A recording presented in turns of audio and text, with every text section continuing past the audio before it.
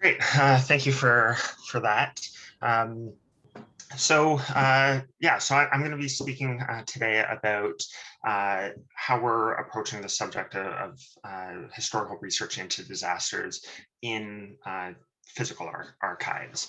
And I think that, uh, as Schuyler mentioned already, that a lot of the material, certainly that dLOC has, is digitized material that was originally coming out of the physical archives that we've since made available, online and whatnot.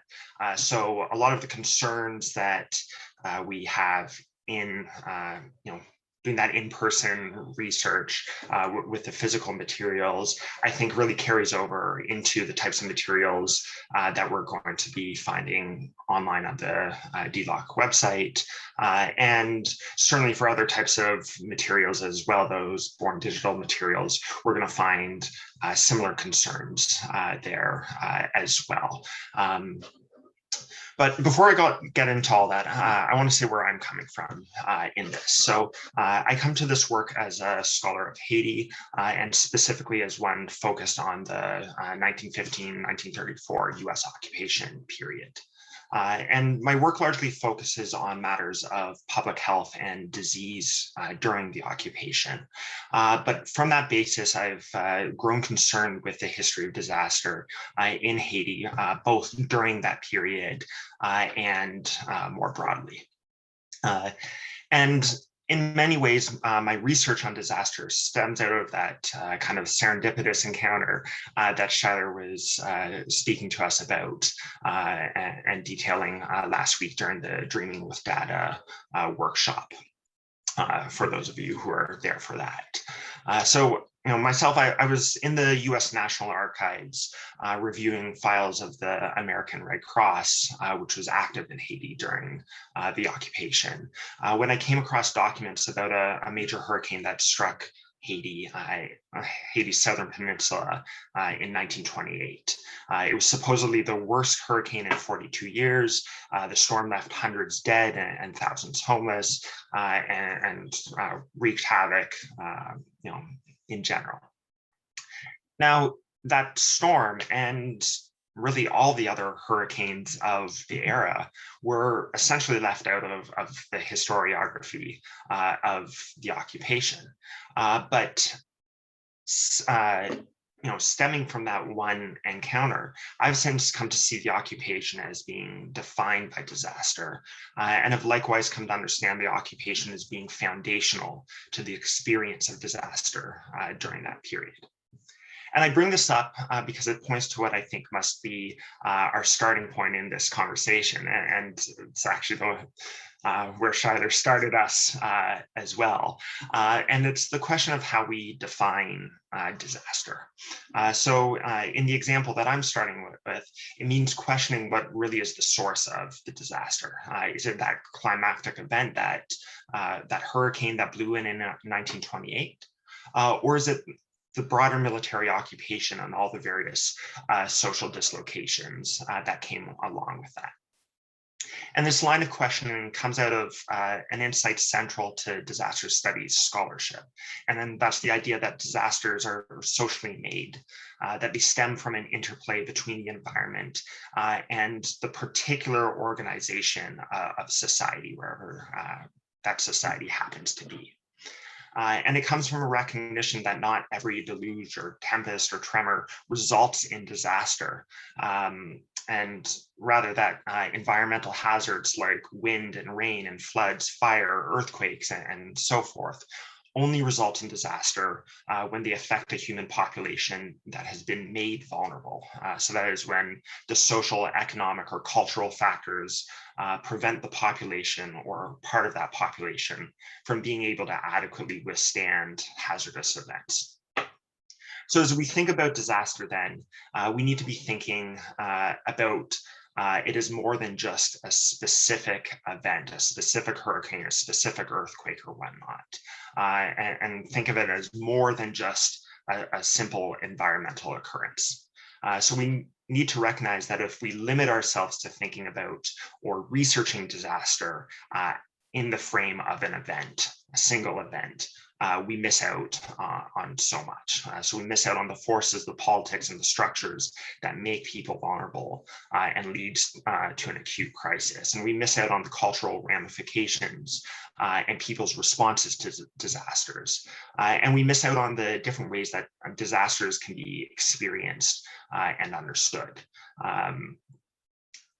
And of course, if we're then thinking about disaster as a discrete event, as opposed to these broader circumstances, we're going to approach our research in a much different way, which is and approach the archive in a much different way, which is, I think, why we need to start from there. Now, just because we're being attentive to the context that framed and structured a disaster, of course, does not mean that the archive itself will present any given disaster in context. So we might get lucky and encounter disasters and disastrous events neatly defined for us there, in a series or a particular file or document collection that's been organized specifically around a hurricane and its aftermath. But we're far more likely to find that relevant information and that documentation in fragments that's scattered across all sorts of files and collections. So I think that's important to recognize going in. But however we find the records, we need to then figure out how to locate and collate all the relevant records so that we can narrate and make sense of the calamity that we're interested in.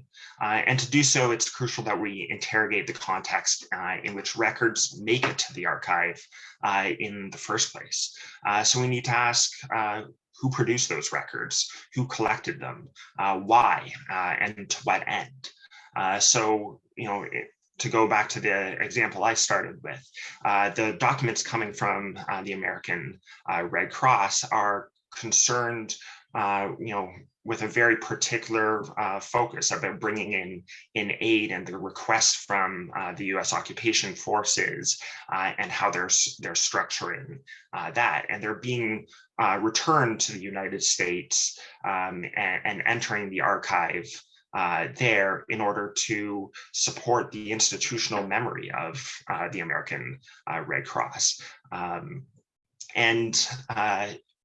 It differs, of course, from, say, how anthropologists who might have been, there are plenty of anthropologists in Haiti during this period, the way that they're collecting their records and the concerns of those records, it's obviously going to be quite different.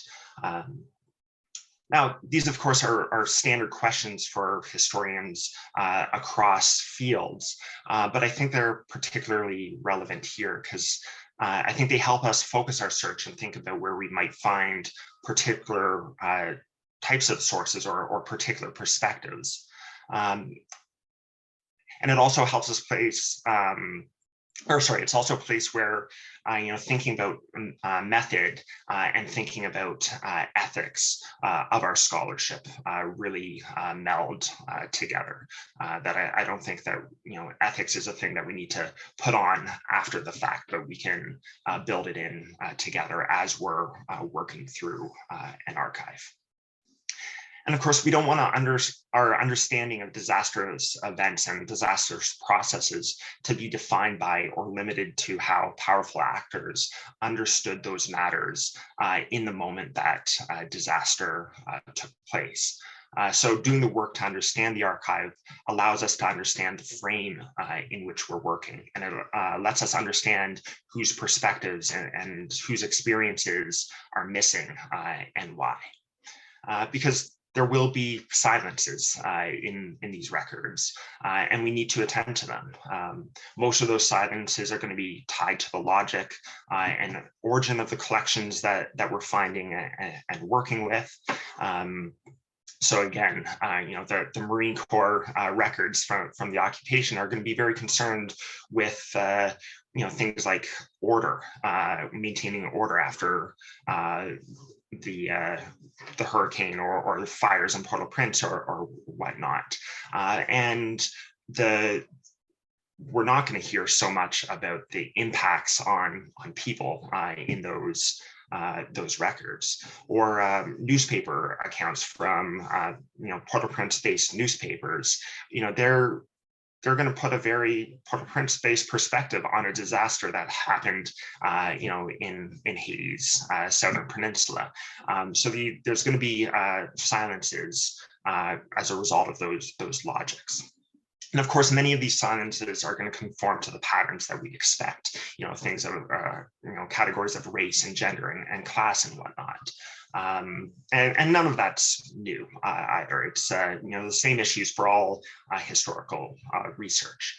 But I think there's also a few areas or realms of silences that are particular to disaster records that we need to be attentive to in the archive. And the first is the uneven documentation of disaster. So disasters produce a lot of paper, and they inspire a great deal of recollection and journaling and letter writing and whatnot, much as is the case for other moments of crisis, such as epidemics, as we all know in this particular moment with COVID-19. So this is good for us, but at the same time, disasters also destroy records, including sometimes the records that document the very making of that disaster that we're concerned with. And that's not so good for us, of course. Also, in places repeatedly marked by disaster, other events may well harm the records of the specific disaster that we're interested in as well. So we need to, keep that in mind and think about how that's going to be shaping the archive that we're working with.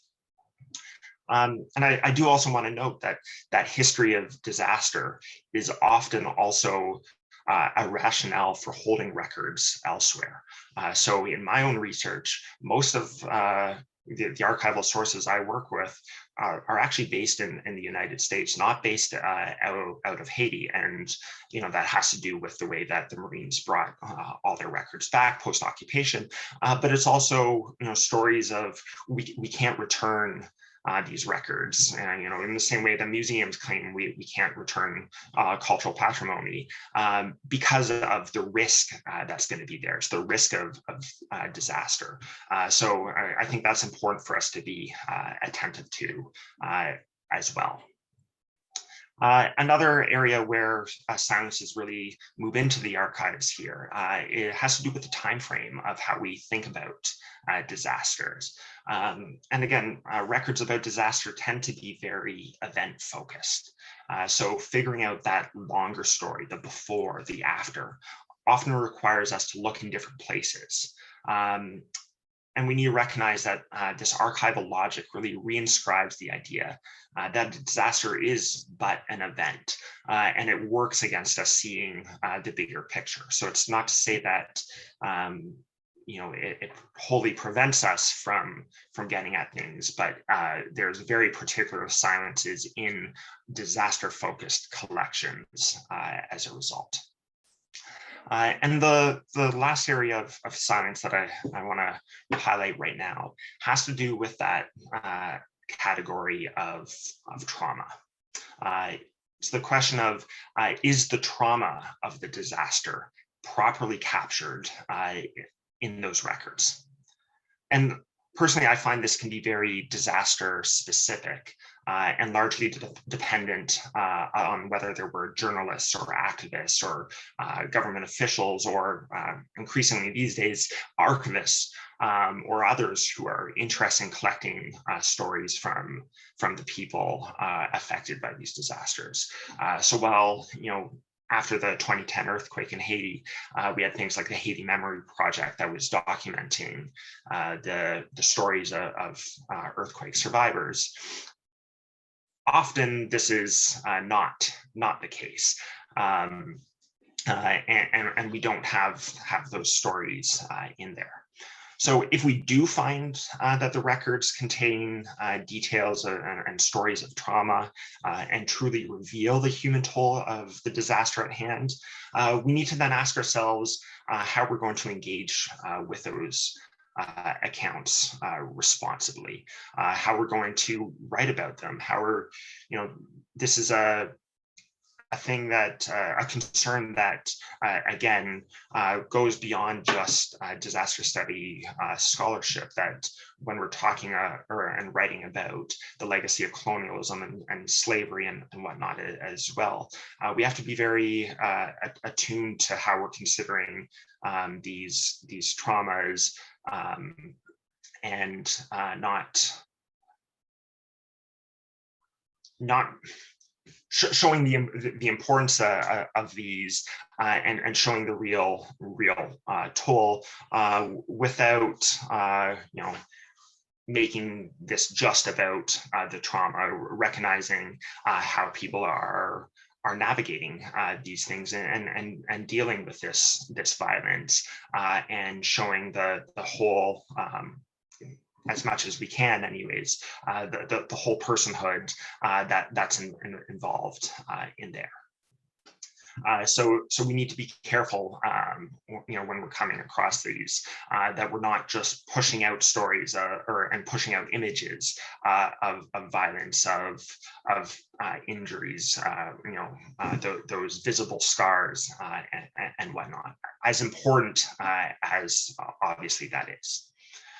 At the same time, though, and this is often my experience in the archive, I find that there's no recognition of the trauma of disaster in many of these records. No personal accounts of the disaster and of the loss therein. And rather, the records are often detached, a step removed from the suffering, just an exercise of accounting and documenting, the big picture from, say, a government or institutional perspective. And documenting their responses.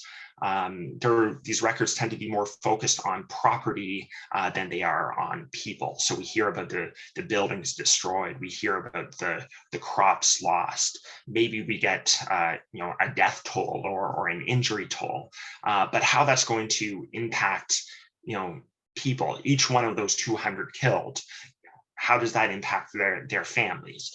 These are concerns totally removed often from the records. And when we come across those, we need to really question how can we get past this, because it is, how do we narrate the history of disaster without attending to the people impacted? Because, at least personally, and I think for most of us, that is ultimately where we're hopefully coming from. It's a concern for people as we're telling these stories, right? So these are all silences that I think work their way into the archives, through the very means that Michel Trio writes about, and hopefully we're all familiar with those arguments there. But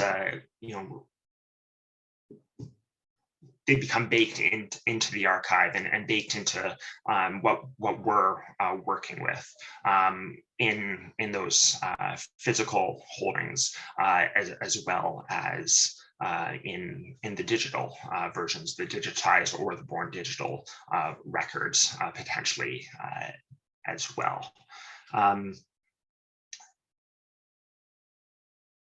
The other thing I haven't really touched on too much yet, but is that question of gatekeepers. And so I want to return to that, because as I mentioned, a lot of the records aren't necessarily located in the places where these disasters occurred.